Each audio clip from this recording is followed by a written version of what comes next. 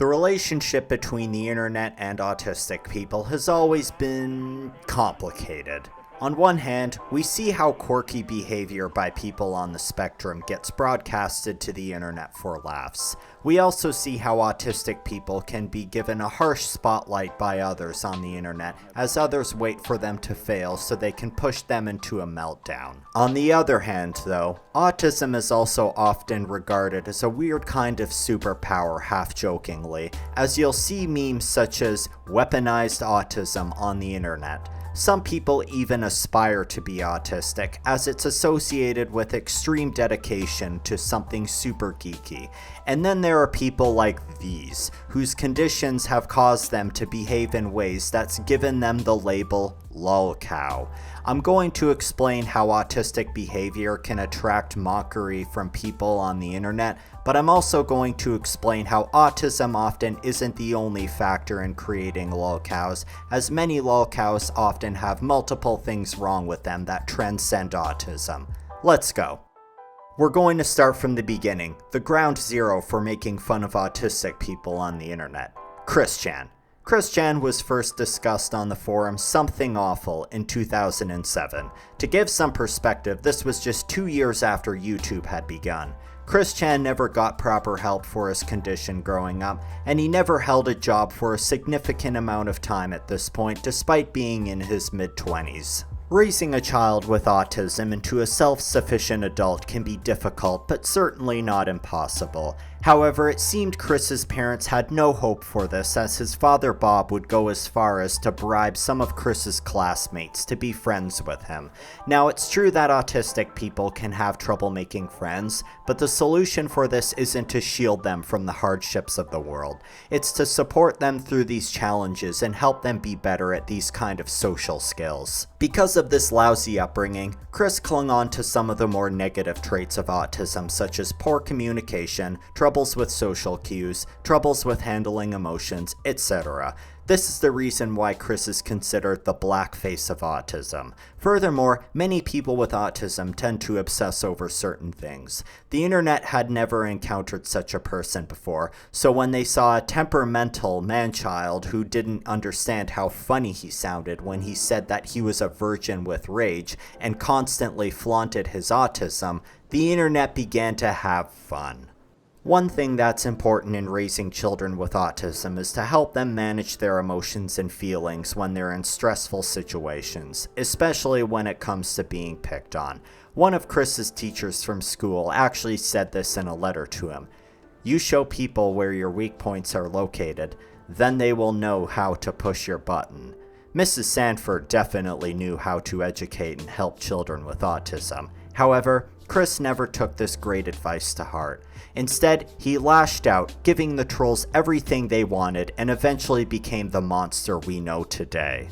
However, Chris's transformation was the result of many factors. Bad parenting, unlimited access to the internet, lack of support and discipline growing up, the lack of knowledge of internet education at the time, and most importantly, personality issues with Chris unrelated to his autism. Chris was very prideful and lashed out greatly towards others. I've seen many comments from others on the spectrum saying that they're terrified of becoming the next Chris-chan, but this is extremely unlikely because Chris was not only a product of his specific time and his specific environment, but also had a toxic personality which enabled his transformation.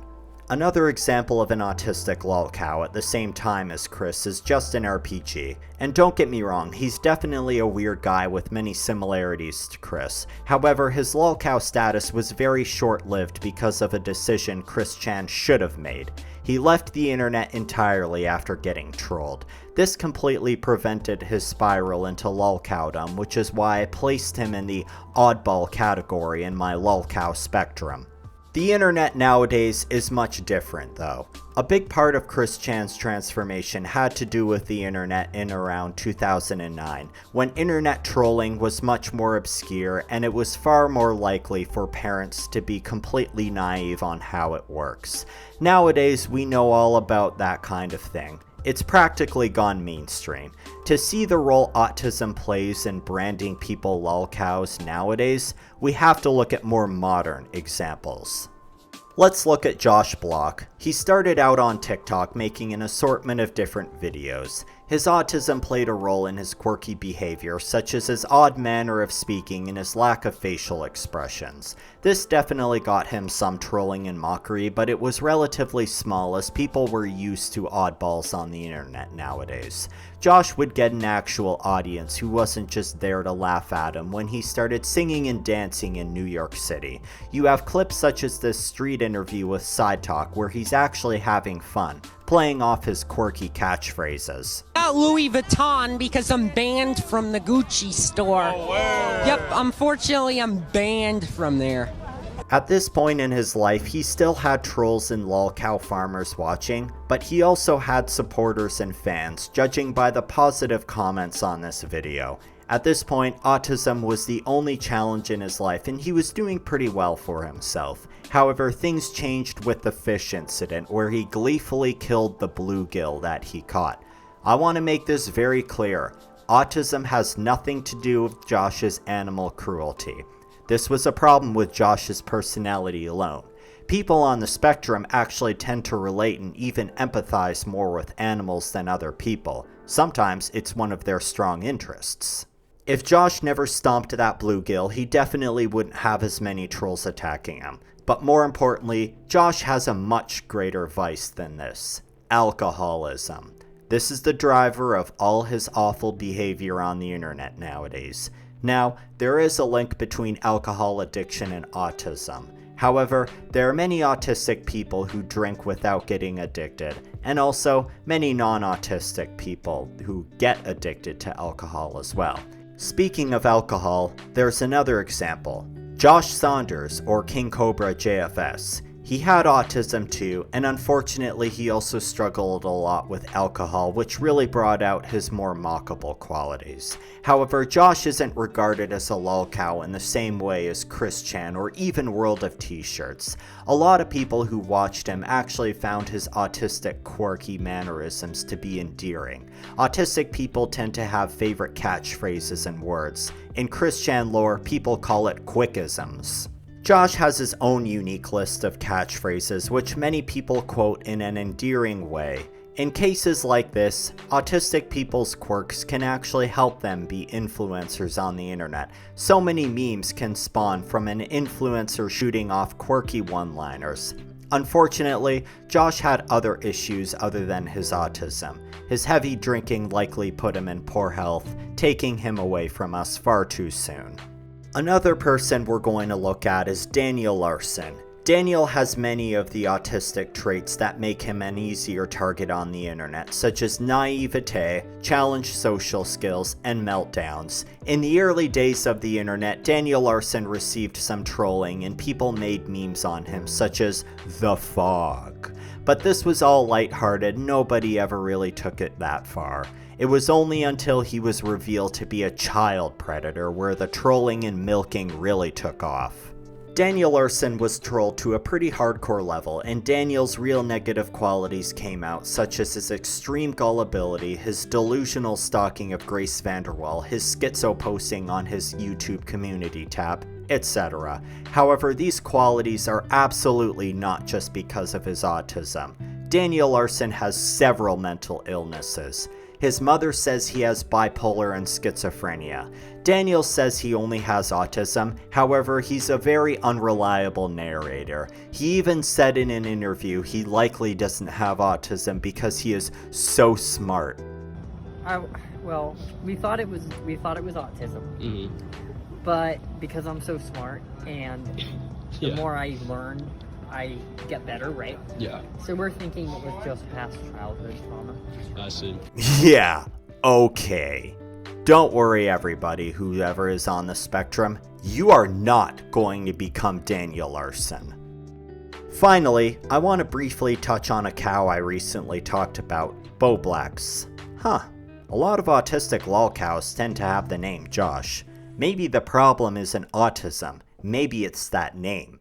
Anyways, Bowblax was open about the fact that he had autism for all his time on the internet, and for the most part, he actually did pretty well for himself. He created a channel with the purpose of archiving internet drama in a certain snapshot of time, which is very useful for weirdos obsessed with internet drama, like myself.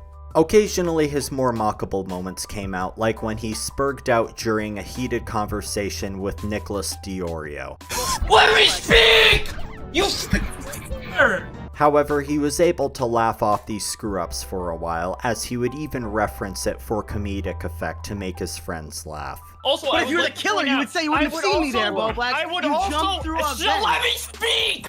If the story ended here, Bowblax would be a good example of an autistic person on the internet who is able to control himself and not descend into madness. However, Bowbie made a common mistake.